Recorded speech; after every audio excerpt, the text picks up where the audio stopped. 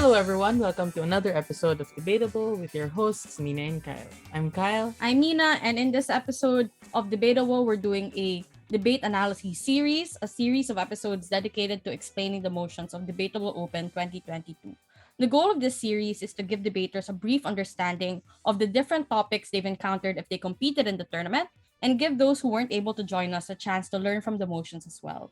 Today, we are joined by Albert Pagunsan, who gave us our topics for the Philippines team of the tournament. Hello, Albert, and welcome to the show. Hello. Hello, Nina and Kyle. Thanks for having me again. Yeah, I was about to say that we had you last year, but I feel like the work that you do is so important, especially to like in today's climate, right? So could you tell us a bit more about yourself, what you do, and actually about the motions in the Philippines, motions in general? What do people get wrong about it? Like I know that a lot of people struggle in characterizing certain aspects of the Philippines, Mhm. especially like how do you characterize the progressives, or sometimes they just blanketly demonize certain actors. Like, what do you have Mhm. to say about those things? Okay, so I'll just introduce myself. I'm Albert. So currently, I work as the program director and as a volunteer of Fact Check Philippines. So, the things that you see online, yung mga fake news, we fact check that, and I'm also part of this. We're also part of a very huge network. Two networks actually fact checkers. So if you see fake news, do report it to us. There are also debaters who work in other fact check organizations. So we also debate our fact checking skills then. I guess that's what I do aside from being a cat and dog person, as I mentioned in the publicity material. So yes, Kyle asked like what are the things that we can improve on as debaters when it comes to Philippine motion. I guess the first thing is that unlike what we read online about Europe and the United States about their progressive, conservative movements, is that while their groups might be a bit homogenous, or it's very easy to identify them in the Philippines, and I would say in the global south, it's a bit mixed. Like for example, when you talk about progressives, the group is pretty much diverse. There are those who are part of the center left, and I would classify the Liberal Party somehow to be in that part of the spectrum. And then we have the far left or the ultra left, which we can classify usually with the National Democrats or the people who take arms and go to the mountains. We also have the in the middle of the left spectrum. We have the Kalyo, the groups. So I guess, but also when it comes to the Philippines, we should also understand that people have a um, they have a huge affinity with their region and with their identity as people, not only as part of regions but also as part of religions. Which is why I will be talking about later about how religion plays a big role in politics. In this case, people don't want to be attacked, surprisingly for their religions, which is why I would understand now why attacking them for supporting certain candidates does not work at all. It's because they have a strong affinity with the regions where they come from, because those regions have a lot of experiences with how they've developed. And you would see that regions that have, a really wealthy history are more likely to be open to listen to new ideas, or who are open to supporting liberal candidates. For example, Iloilo and Negros, which had their really good wealthy heydays in the 80s and 70s. But you would see far more very conservative regions and regions that are always have issues of rampant poverty, to be less open to political discussions, or have a really hard time to opening up themselves to other candidates because of the strong patronage politics, because of the strong affinities that they have with long standing political dynasties there. So I guess that while we are a democracy, the sad reality is that these are realities that we have to face and have to shed light into when we talk about debate. I think if you're a political science major like Nina, she would know about all of these stuff. But for debaters who don't really do political science, these are the sad realities that we have to talk about in debate. I mean, admittedly, even as a pol sci major, there's just too much to talk about in the Philippines. Like, we don't get to cover everything. That's why it's important we have discussions like this. and that we talk about these motions, especially as debaters who have platforms to open up about concerns we might have, experiences we might experience, and the observations we have about everything going on around us. So you did mention something about religion and our relationship to it, which brings us perfectly to our first motion, and it reads, this House welcomes the endorsement of liberal candidates by religious figures in the Philippines. So the first question I want to ask under this, given that you've already explained that there is a strong connection between our politics and religion, I wanted to ask, how would you characterize this relationship? How does it differ from the relationship of religions in other countries, and what makes our relationship as Filipinos with religion so unique? So yeah, it's very timely because before I had this I had this talk with Debatable, there were some studies that I encountered while reading that actually showed that people have placed God and placed religion and faith largely in their lives. And when I was in college, there were a lot of studies about how people are a bit too dependent on what they believe fate or destiny offers for them. So Filipinos are likely to say that bahala ng ang Diyos, or would say that ipapasa Diyos ko na lang, or would say hindi ko kasi kapalaran na maging, let's say, national champion.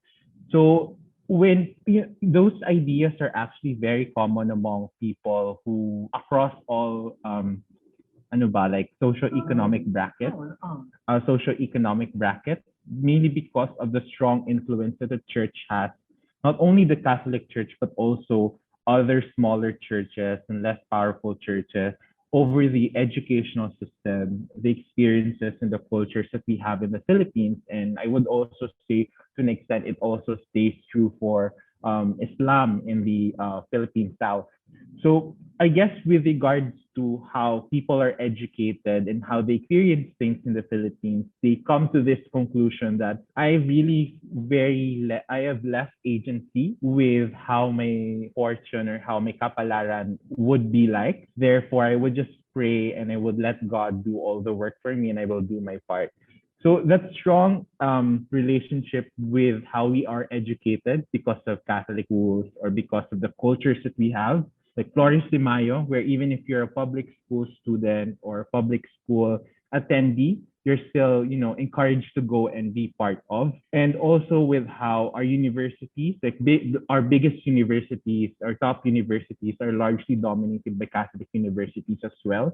So that huge network and infrastructure for how we think and how we act is already based on that dogma that people have. So that translates to how we also decide and how we view candidates, which led me to think about the motion that I proposed and eventually Debatable also reviewed, and you gave your feedback with how it can be written about the endorsement of the church and other church leaders for several candidates. So I think it's very interesting that religion is so integral to Filipino life. And I have mentioned this in several other episodes where I was saying that secularism is different here in the Philippines, where, for example, in the United States, we see it as secularism as protecting the state from religion, whereas here in the Philippines we want to protect religion from the state, so we want to accommodate as much as possible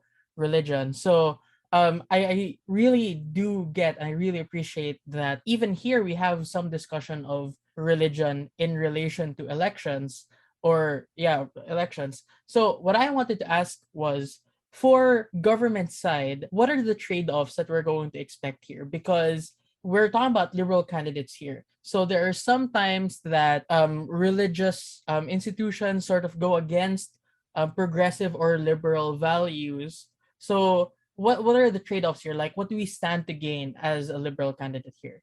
I guess for government side, aside from the huge network that church has, you can, gain access to universities, which is why you see candidates going to certain universities and they show their statements of support. But I think that the trade-off that you would face here, which also would be argued by opposition side, is of course in the long game when you are a progressive candidate, the end goal of progressives always is to change the system, either you're part of the ultra left or center left, there's some recognition that the system needs to be changed to be more equitable or more equal. So you will make those compromises, either perception wise, because you have to tweak your image after that endorsement, or you would have to change your platform. And when you are seated, when you win the elections, you would certainly have to tone down your criticism of the church or certain conservative practices because you owe your position to them to some extent. So opposition, can argue that, and that's the trade-off that government has to take. And I would say government can say that in any elections, in any democracy, you would have to make compromises. And the examples you can show is how in Europe they have coalition governments or coalitions of opposition parties when they form their parliaments or form their political blocs after the election. So, it's compromises like part of politics. You can argue that. But I guess also the benefit here is that in the current political climate and even during the 1980s, what the church provides is that given that it's an established infrastructure, and to some extent, people would say that the church is one of the most effective campaigners or effective campaign blocks in the Philippines because you have the huge access is that your image as a person who is questionable to be part of the system or part of status quo is perfectly rebranded or erased because you're now seen as a person, oh, you're part of Philippine society because you're religious or our religious leaders who are largely macho or very very masculine support you right now. So if you are let's say if you're an LGBT candidate or if you're from the margins or if you're a woman, you would largely benefit from that because you somehow get this seal of approval from men who have dominated society. It also gives you some form of shield against red tagging or any accusations that you're trying to change the system, diba? And there goes also the compromise game again, because you would have to go away for some of the progressive standards that some of your supporters might be very, very strongly supportive of, like for example, abortion, divorce, LGBT rights, and stuff like that. But also, I would say in government, the thing that you can argue is command vote, because given that these are male leaders that are largely respected and communities follow them for guidance, they're more like people are likely to consider the candidate in their ballot. I'm not saying that people will automatically vote for the candidate just because there is an endorsement. There are some anecdotes, there are some stories, and there are also some studies to say that the command vote of certain blocks doesn't really exist.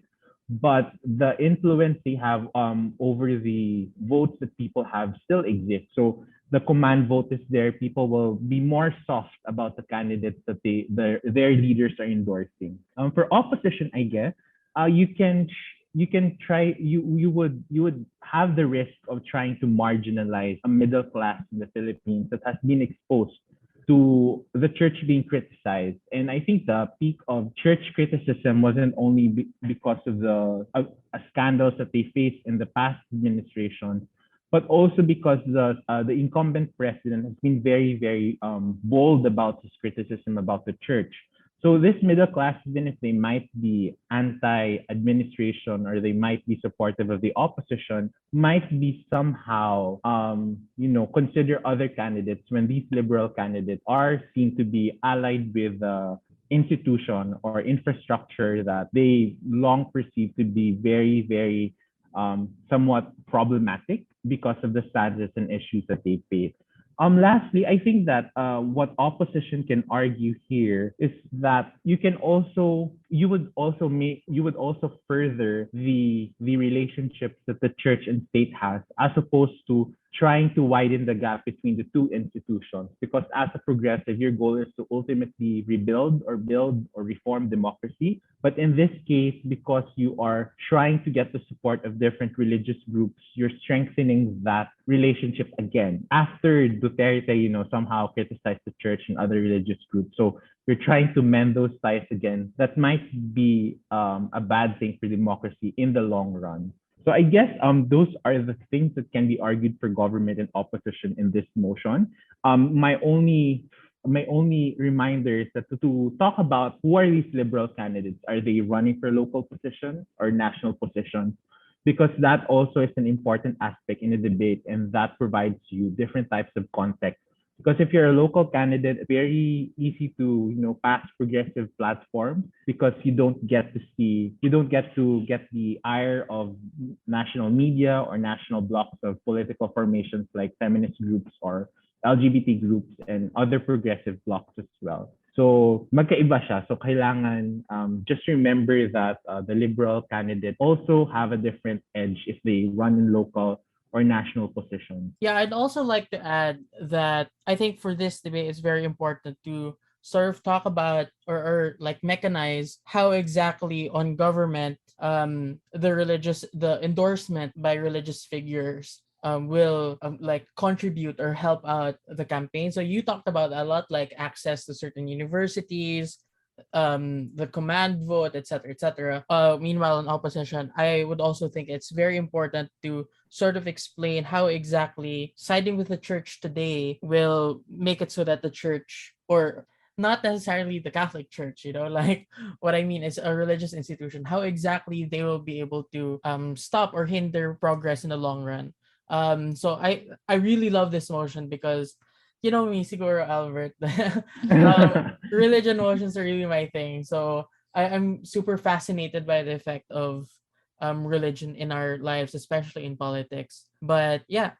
Yeah, so I also kind of wanted to add that I think that this motion is kind of broad as well because who is the house, right? So I think Mhm. we've been talking so far about how it benefits the candidates, but there's also an angle here about how religions would benefit from their attachment to politics and making themselves continuously relevant by endorsing certain candidates or choosing not to endorse certain candidates. So I feel like that's an angle of exploration that certain debaters can take, especially if you're against someone that has taken all the angles on politics. Mhm. So so that's just Yes. my take as well. So we can move on now to the second motion. And it reads, this House opposes attempts to portray progressive political candidates as saviors from societal problems such as corruption, patriarchy, machismo, etc. And I love this topic. When I was in college, oh my god, that was like a while back. But when I was in college, I made a paper about like the machismo culture here in the Philippines and how Duterte has used it to sort of shield himself and turn into Mhm. a sort of deity or god in the eyes of so many people. And I feel like this motion talks about that directly. So I kind of want to ask here, since it's not just about, I mean, for this one, it's about progressive political candidates. What kind of saviors or do we see them as? And how what's the best approximation of this that you can explain or witness here in the Philippines? I would give examples of past presidents running campaigns that are or show some messianic tendencies. Like for example, when Joseph Estrada ran, he was like, I will represent the massa, I will save the massa. So it somehow echoes very well into the consciousness of the voter, of the religious imagery, religious ideas they got from the church about Jesus Christ being the Messiah, saving them from the poor. So I guess aside from his popularity as a celebrity and the campaign that he launched, the narrative worked well. And the next president to also run under the same campaign is Noy Noy, saying that ako yung gagawa ng daang matuwid or matuwid na daan. So it somehow was like a path towards salvation, and it again plays upon the from my perspective the imagery of Jesus Christ showing the path, guide us everyone, and something like that. And then the next president to do that again is Duterte. Like we all know what happened, change is coming and stuff like that. And now in the 2022 elections, you would see a certain candidate doing that as well. Imagery of them with an animal like a tiger and a Philippine flag, and promising all of the things that we would want in an ideal world. So all of this imagery perfectly plays well into the religious imagery that we were exposed to and it's again a reference to the first motion, but it also plays into the historical consciousness that we have as Filipinos, because surprisingly, the revolutions that we created are largely again based on messianic narratives, which is why you would see cults or groups supporting Rizal because he is the Messiah. Because surprisingly, the revolution was portrayed to be somewhat like that. And the revolutions that we had prior to the big revolution against the Spaniards or the uprisings that we had were largely religious in nature. People demanding that they have more representation inside the church. They would protest inside the church by holding mass, holding novena sessions and stuff like that.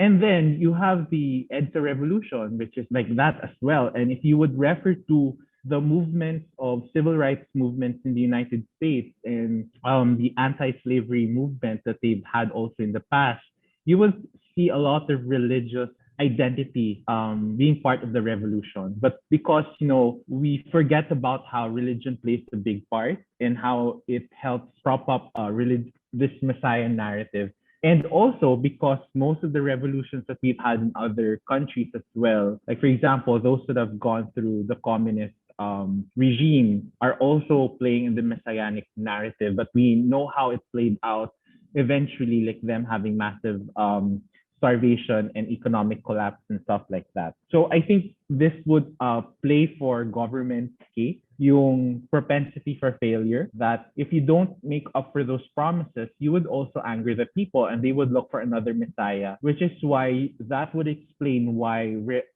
administrations that ran under the same campaign messages ended up being toppled by another candidate or another movement with the same campaign message. Like, for example, Joseph Estrada during the 1998 financial crisis. People were very mad because poverty, worsened under his care, which is why they campaigned for Arroyo and the EDSA People Revolution Part 2. And the same for Noynoy Aquino. Duterte used the Messiah narrative against him and said that I'm the Messiah actually. And that's actually the same narrative being played right now by one of the candidates. So I guess that's how I would say that this whole Messiah narrative plays into the religious imagery. But then I would also like to discuss what would add to what Nina mentioned earlier about how our affinity to patriarchal or very macho images also comes into play. So I guess I would cite here Sharmila Parmanand. She mentioned in one of the Twitter spaces that I was part of that what Duterte did was to portray themselves as ano ba, tatay. Kaya, di ba, we hear words like tatay digong or I don't know if someone uses Daddy Duterte, pero parang ganon. So that plays again in the imagery of savior because within the family, sino ba yung nagpro-provide? Usually in most families, it's the fathers. But again, this can be questioned or challenged because majority of our families are usually run by women and held by women. But that's how people think in status quo. So they use again that imagery of the tatay as a savior and yung nangangaway ng mga corrupt, ng mga criminal and would solve all those problems. And he eventually won the election. So I guess for opposition, all of those materials can be used for opposition. And for government naman, I guess for government, as aside from the propensity for failure, you also try to stifle or stop or delay democracy rebuilding after the administration that did a lot of chipping or a lot of butchering of the democratic system that we have right now. Kasi, of course, you would somehow confirm or affirm that the administration that took into power 6 years ago was actually right, that, all of these problems need to be saved by one certain savior. But at the same time, in the long run, all of your campaigns for empowerment, campaigns for how groups can be part of civil society or advocate for change would somehow be diminished or diluted with regard to their impact or their visibility, because now the reason why we were able to climb out of the crisis is because of the president that will be elected, not because all of us work together.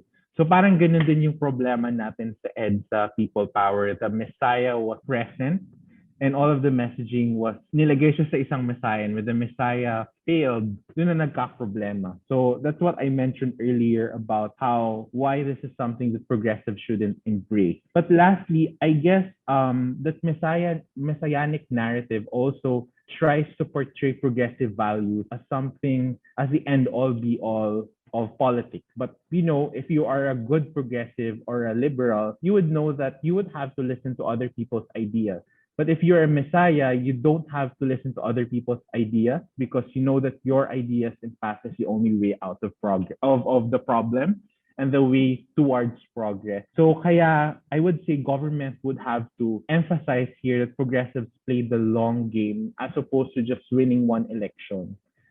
For opposition, ayun, you would make empowerment not work for people. Totally opposite of the argument government is arguing. But you would also strengthen patriarchal and patronage politics, mainly because people would see you as the reason why they are out of poverty, not because of their own hard work and not because of the social services that they worked hard for as well. So parang the empowerment does not work in your case. Ano pa ba? So I guess basically opposition side here would say that the only way for you to win, so parang nagkagulo na, sorry. So ayan, I guess for opposition, the only way for you to win in the elections is to play into the sensibilities that people have and not to, change their perceptions in just 2 to 3 months of the election. And the only way that you can fight a powerful candidate or powerful candidates to play into the same imagery is to also co-opt that image or try to portray that you are also the same person. I think that's the only time that people will start opening up to progressivism or progressive ideas because they know that you are their savior. So yung problem if government praises nga na you're going to destroy democracy. Opposition can say now we'll fix it later, especially when you have 6 years, you can re-educate people, you can do a lot of democracy building with them. But the most important thing right now is to just win the elections. Kasi all of the things that are happening in the elections, hindi naman siya permanent. But these are things that you can work on and would discuss in the 6 years wherein the progressive candidate or progressive politician will be running or will be taking power. So I guess yun, that's for opposition in government. Sorry, medyo nagkagulo kanina with how my thought process worked. No, I thought it was very comprehensive actually. In fact, I was going to ask you like how would you engage with a government side that says, propensity for failure, it might damage the quality of political discourse and opposition. How would you respond to that? Thankfully, you already told us how to respond to that when you said that, well, yeah, it might damage the quality of political discourse, but we have the 6 years to fix that if we win. So now I wanted to ask the converse where let's say opposition does say that, where you can re-educate whatever. How would you reinforce that frame on government and say that no, it's not that simple, you can't just re-educate people into believing it. No, you should just let go of this wanting a savior type of mentality. And more than that, on government, how would you say like how would you impact the harm of, yeah, but what if we don't win, we destroy or damage the quality of future political discourse and we don't even win? Like how would you impact that as well on government? I guess in government side, I would and I would say that in general Philippine political culture, and this is actually backed up by people opening up to alternative candidates like those who are not supported or who are not aligned with the administration. It's only during the elections. Which is why I'm not saying that protests are not important, but protests are somewhat ineffective because, again, this is linked naman to the third motion. It's because Filipinos are not open or not comfortable with open criticism. But they would be open to discussing these issues. They would be open to discussing their own social problems or personal problems, but they're not that courageous to stand up and criticize certain individuals in non-election period. So parang for me, if government is going to talk about, government is going to defend or is going to talk about it opposes any attempts to portray them as messiahs, I think the opposes any attempts is because is opposes any attempts is that election period is a very crucial time for people to think about where they are in society, what is the value of their vote. And campaign messages actually are very strong in the national consciousness and personal consciousness of the Filipinos. Like we still remember the campaign jingles from the past elections, even if these people are not running for office. For example, Manny Villar, we still remember his campaign jingles or campaign rhetoric, or even like Noyni Aquino. So our point of reference for how we understand and perceive and value democracy is actually during election time. That's a sad reality again because, as debaters, we are educated that democracy is an ongoing process as opposed to just like voting. But in reality, Filipinos actually think that democracy is voting essentially. And this is again related to the third motion. They're not that open to um, criticize, they're not also open to joining volunteer groups. This is data mentioned in one Teka Teka episode. So surprisingly, Asia Foundation ba or Asia Foundation's youth-led ATA made this study or discovered that people aren't actually very open to participating politically. And it's only during elections you would see people being open about it. So kailangan during elections careful ka rin because that's where you craft narratives about democracy.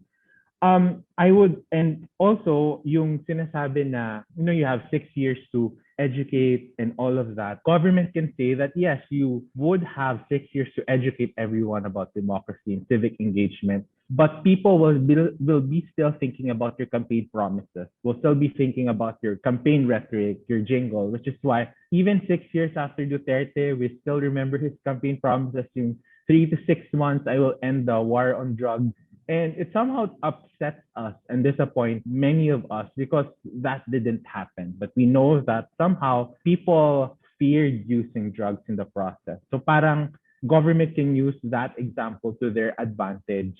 And at the same time, how it can question the credibility of progressive groups in the future to make the same messaging or to situate or position their candidate as saviors again or people who will provide for the people because they can have a reference point. Eh, hindi nyo nga na you didn't solve the problem in hunger or rising in oil prices, things that I think that most candidates have very limited power to control because external forces like wars or tensions outside of the country can influence that actually. But because you promise that you will make life better for everyone during the election, people will remember that for the next 6 years or even for the rest of their lives. Like the second example is EDSA People Power Revolution. Like people realize na hindi naman ganun gumanda yung buhay natin. But actually, economically, it did. But personally to them, hindi tayo naging Singapore after People Power Revolution. So parang it's important for us to be careful about the messages that we send out there because it will usually impact us and the participation of a political party later on, like Liberal Party. So I think that what we can get from this is really that the messaging that you have during your campaign, it cascades basically to how your entire term is going to look like, as well as what people will think of you. Though this is debatable whether the effects are going to be that grave, I think we can agree that there is some level of like attachment that people have towards the narratives that you send forward. So this brings us perfectly actually to the third motion, which is this house as an opposition candidate in the Philippines would abandon criticism of incumbents as a primary strategy to win in an election. So I think we know basically what this looks like here, but just to clarify, especially for our non-Filipino debaters, what does this look like? What matter do people need to know, especially when they're debating this motion? So I watched one of the ano ba, like one of the coverages of the CNN VP presidential debate by Rappler, and what was striking is that the experts there, they didn't mention the name of the person who mentioned it, but you can look it up in Rappler. Um, they mentioned that negative campaigning doesn't work anymore in the Philippines, unlike in the past elections, because people aren't comfortable with criticism.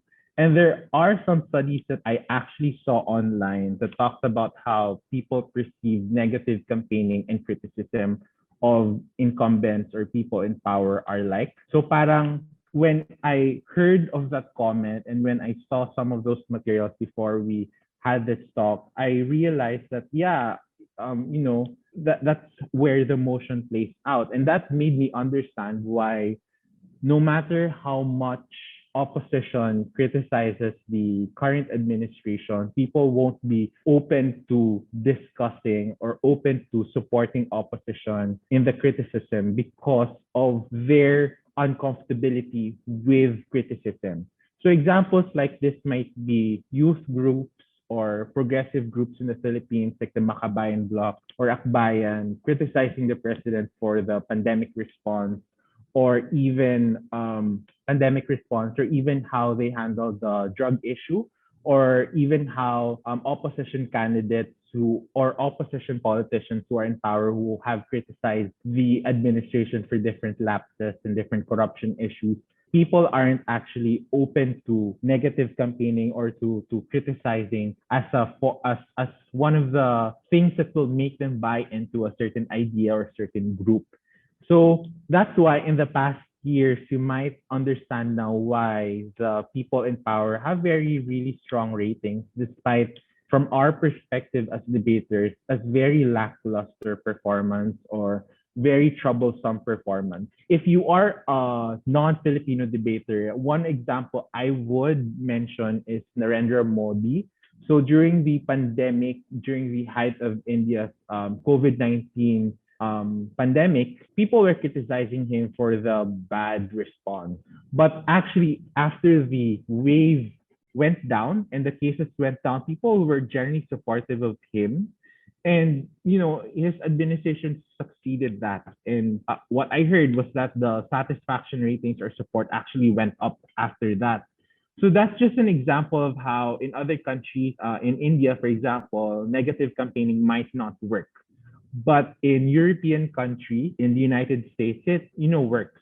Which is why in the 2020 elections to the United States, you see negative campaigning from the Democrats versus Donald Trump. But in the Philippines, I guess that wouldn't work at all because of people's uncomfortability with criticism. And I would link this with the first two motions, like talking about how people don't like their messiah or don't like the candidates that they elected in power being criticized by people who are not elected or people who they might not see favorably because they didn't vote for them or they're not part of their political bloc and stuff like that. So basically the motion talks about these issues.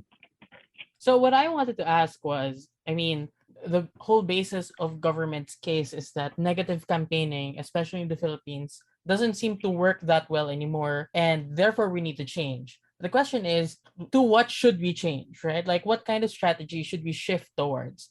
Especially considering that in all campaigns, right, you also need to be able to distinguish yourself from your rivals in the campaign season. So on government, how would you suggest teams to say, okay, this is our new strategy now. This is how we're going to distinguish ourselves from others, but at the same time, not super criticize the incumbents. How would you do that? I guess you would talking more about your platform, amplifying the problems that we are facing right now and providing solutions for that. Talking more about your credentials. You might, there might be some opportunities that you might question the credibility of other candidates from the administration or other parties you're running, but you don't want to name drop them. You don't want to like directly call them out, which is again mentioned by the uh, com- Rappler coverage of the vice presidential debate that, like direct calling out doesn't work, which is why you might see candidates talking more about their issue. I would say that one of the things that you can derive from this is that it actually forces our democracy or forces our voters to look into platforms and issues more into the character of the person who is running, because you now have campaign teams or parties scrambling for how they will make their platforms more mabango or more attractive to voters, as opposed to focusing on how do we attack the other candidates or how do we attack other parties in the process. So, and the strategy might also be talking about like what their vision is for the country. So, if we focus on that, it also provides the benefit that we are less about personality politics, but we are more about the platforms that people are able to present to us. Because if people are uncomfortable with negative campaigning and criticism because of the Filipino psychology that we have or Philippine culture that we have, that we don't like people na engage in paninira or discrediting other people, which is very Confucian actually in nature, because you want everyone to be in the same, ano ba, you want to be one with everyone. You don't want some people to be excluded. You don't want chaos. You don't want disagreement. So I guess people will be looking out more on what they have to offer as opposed to like listening to their criticisms or listening to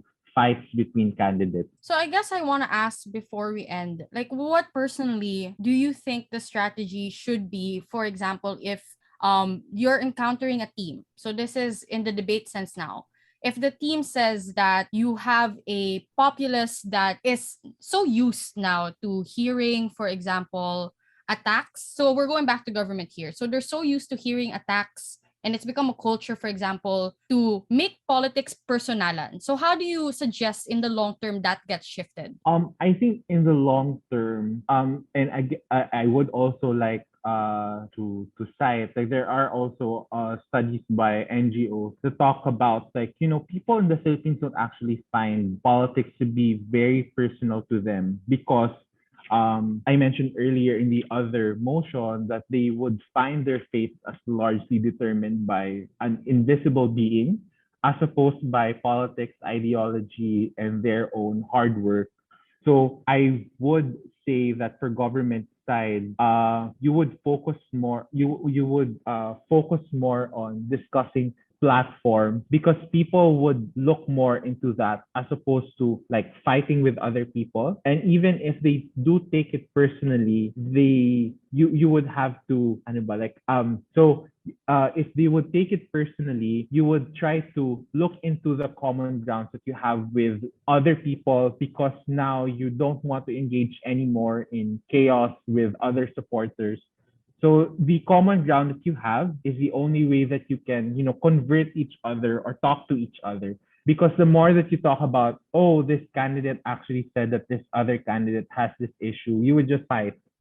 But I guess this debate actually is very open to how voters will interact, because voters are very free to talk about the issues of the candidate. And I guess in the long run, people will be more and more considerate of the track record and the background of the candidate, because you don't hear any more of the fighting from the candidates, but voters are forced to find that information or are fed that information through media institutions and other distribution channels. So I guess for government side, you would say that. And for opposition, I think that my defense here is that negative campaigning might not be working right now. But one of the game changers was when Walden Bello and Montemayor went all out chaotic in the debates, and that really somehow shook people, because for the first time they heard people who questioned candidates who were leading or somewhat supported by administration, or somehow within the graces of the administration. So you could use that one example, that actually is a game changer. But you would also talk about how Duterte has been very aggressive. Negative campaigning lang naman yung ginagawa niya in the past. So why can't progressives also continue that playbook as well? And and then also how people actually want an aggressive and brash political candidate as opposed to someone who's really nice. Because if you look again in our history, we find politics to be entertainment for most of us. And the only way that you can make it to the headlines is when you make drama out of it. If people aren't that very open to talk about issues, but they're more talking about like, this candidate is sikat, this candidate is a son or daughter of this other politician or other celebrity. So for you to be able to be relevant in the discussion, the only way you can do that is when you continuously be chaotic. Hindi naman sinasabi, and opposition's burden here is not to necessarily say that it's their only campaign strategy.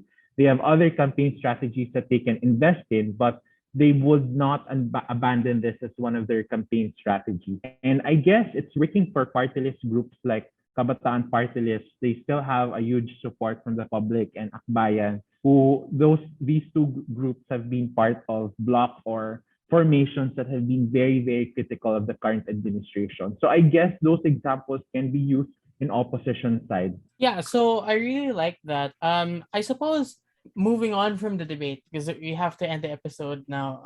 Moving on, I feel like a good balance between that would be something like, oh, this person is good, but and then you give like a lukewarm explanation of your doubts. So it Yeah. doesn't seem like it's negative campaign. Like I found that like it's more effective if you try to make it like I just have some lukewarm doubts. It's not really negative campaigning. It's just that it's something. Yeah. I feel like people are more responsive to that kind of lukewarm criticism that isn't just outright negative campaigning. Yeah, so Yeah. I feel like at this point we can end the episode already. I feel like now more than ever debating is so important, and it's more important to show up, at least show up to debate. Well, yeah, Yeah. tie back to elections, right? Mm-hmm. So, yeah, I think that's it for this episode of Debatable. We're so happy that the second iteration of Debatable Open also had someone like you in the roster for motion contributors because you're just so nice to talk to about these things. Um, Thank you. like Thank you. Thank you. yeah, so nice to have you over again. That's it for this episode and also for this series of post debate analysis for Debatable Open 2022. We'll Mm-hmm. see you in the next one. Bye. Bye bye. Bye. Thank you so much. Bye. Bye.